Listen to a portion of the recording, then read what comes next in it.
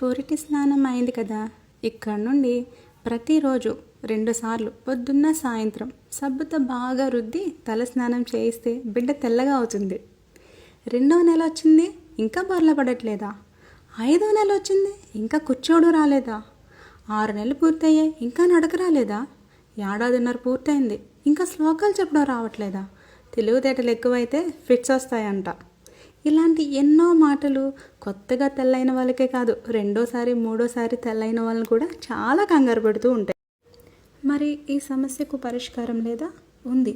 మీ సందేహం లేదా మీ సమస్యను బట్టి మీ దగ్గరలో ఉన్న paediatrician, dentist, clinical psychologist, speech pathologist, physiotherapist, early interventionist, occupational therapist, ఆప్టోమెట్రిషియన్లను సంప్రదించాలి.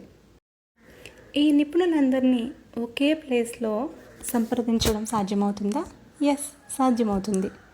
దాదాపుగా ప్రతి ప్రైవేట్ హాస్పిటల్లోని చైల్డ్ డెవలప్మెంట్ సెంటర్స్ అండ్ గవర్నమెంట్లోని డిస్ట్రిక్ట్ ఎర్లీ ఇంటర్వెన్షన్ సెంటర్స్ ఈ సర్వీసులన్నింటినీ ఒకే చోట ఉండేలా అందుబాటులోకి తీసుకొచ్చాయి.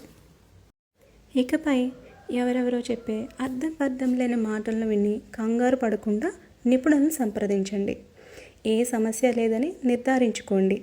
లేదు, ఏదైనా సమస్య నిర్ధారణ అయితే ఆత్మవిశ్వాసంతో పరిష్కారం దిశగా అడుగులు వేయండి.